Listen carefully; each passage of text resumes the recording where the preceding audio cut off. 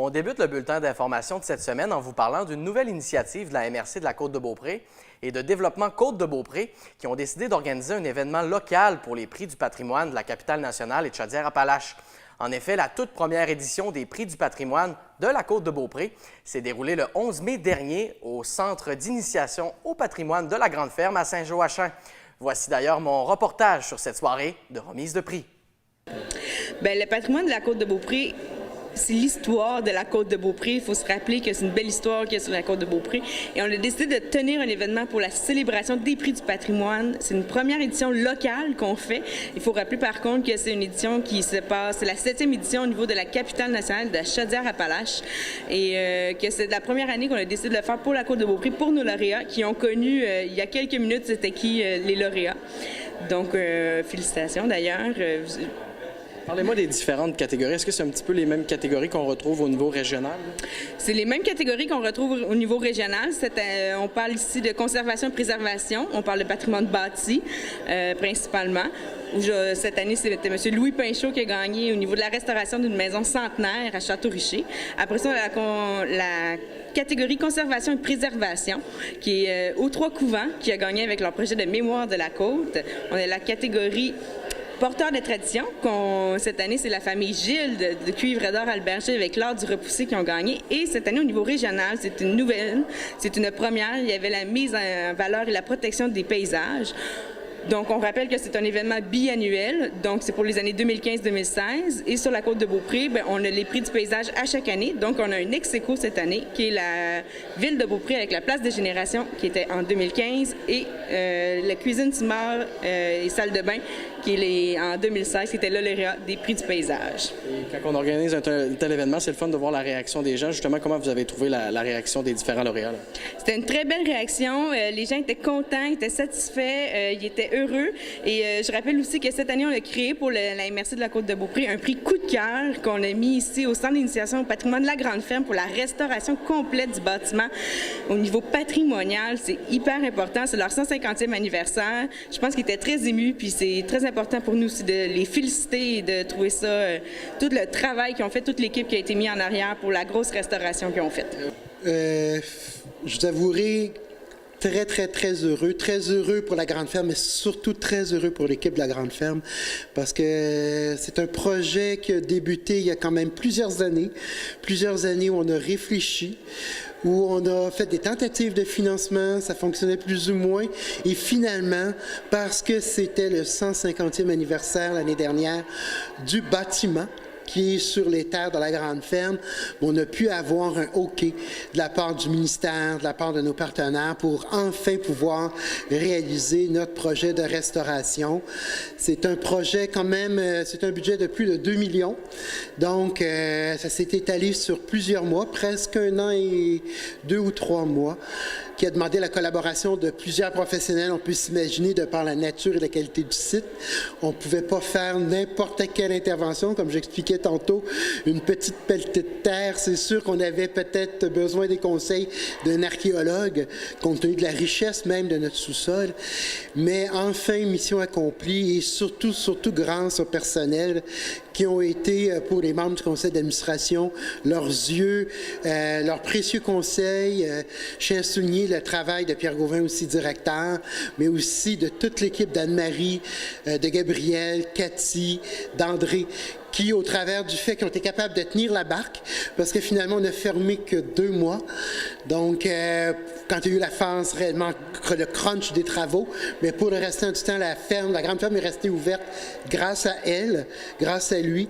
Et ça nous a réellement permis aujourd'hui de constater, de voir un produit de qualité. J'invite d'ailleurs la population de la Côte de venir voir, parce que si vous posez la question, il y a 150 ans, c'était quoi les revêtements extérieurs qu'on voyait sur la côte, c'est quoi le revêtement de toit? Venez voir ici, vous allez le voir. C'est réellement un plaisir pour les yeux et à l'intérieur, mais ça va nous permettre de mieux accueillir nos groupes, des groupes scolaires, groupes d'affaires, des gens de la communauté et en même temps aussi de nous propulser parce qu'on a un nouveau projet qui vise à, si on veut, amener la grande ferme réellement dans le 21e siècle. Donc, on parle de la numérisation de tout ce qui est le patrimoine de la grande ferme et en même temps d'équiper la grande ferme avec un site web qui se doit, mais en même temps aussi de fournir un parcours numérique historique qui va témoigner réellement de qu'est-ce qu'est la grande ferme, son bâtiment, mais aussi tous ses alentours. Donc, d'autres beaux défis qui vous attendent là, prochainement. Là. Oui, grâce à l'appui. Et là, c'est une petite primaire. Et je veux dire que j'ai appris, entre autres, de partenaires comme la MRC, la Côte de Beaupré, qui vont nous soutenir dans ce nouveau déploiement de la grande ferme pour réellement nous amener vers une plus grande accessibilité. Aussi, qu'est-ce qui est très important pour toutes les clientèles. Je veux dire, autant les clientèles à besoins particuliers que pour le tourisme qui peut nous venir de l'étranger. On a conservé notre vocation aussi d'hébergement. Donc, on va continuer à accueillir des groupes scolaires ou même de l'entreprise. On veut, soit pour un colloque, si on veut un conventum, quoi que ce soit, quel merveilleux lieu. Mais on va faire en sorte aussi qu'on va pouvoir répondre aux besoins de ces clientèles-là.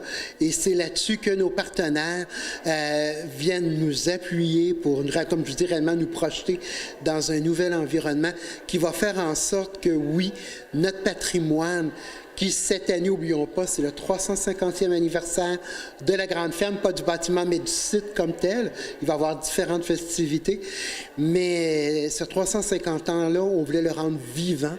Je pense avec le bâtiment, le prix vient de le souligner, mais avec aussi nos projets pour l'avenir, on va être capable de faire face aux fleuves, face au grand vent, mais en même temps aussi offrir un produit historique de haute gamme dont on va être très fiers.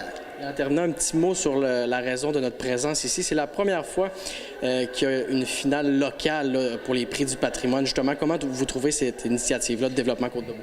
Mais je pense que c'est important. C'est important dans le sens où, je veux dire, il y a tellement de belles choses qui se passent sur la côte et d'avoir un petit coup, une petite tape derrière le dos, je pense qu'on n'en manque jamais. On n'en a jamais assez. Et déjà, le milieu de la côte, c'est un milieu qui est quand même tissé serré.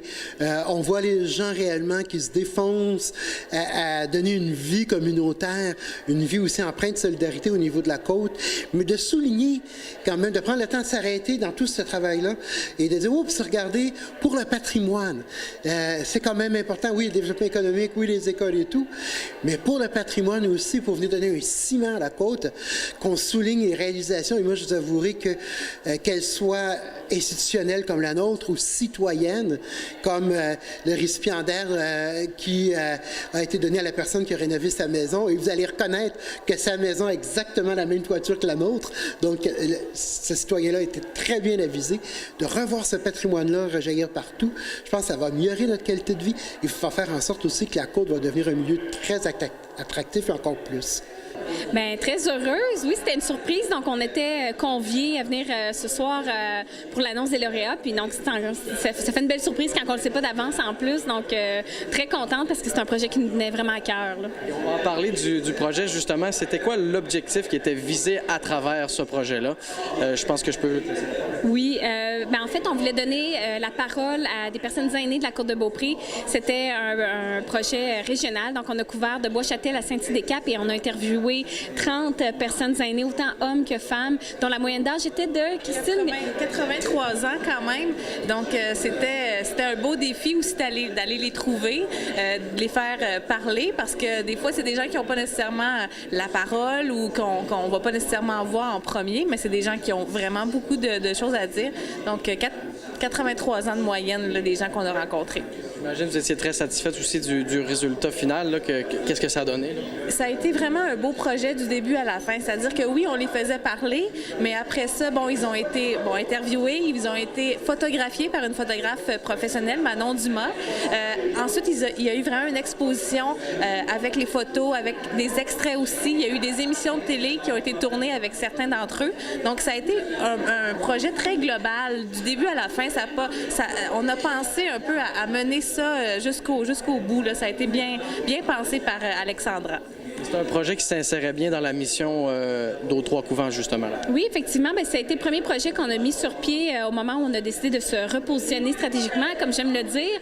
Donc, on voulait s'impliquer davantage dans la communauté, dans la collectivité. Et quel meilleur projet? Donc, c'était vraiment d'aller vers les gens, de les impliquer, mais également plusieurs collaborateurs. Christine le disait bien, la télévision d'ici, Manon, la photographe, plusieurs donc partenaires qui ont participé à ce projet. Puis évidemment, les gens qui nous ont ouvert leurs portes, ouvert leurs bras. Donc, on a été un peu partout dans la région, puis c'était de leur donner une voix, donc comme Christine le dit bien.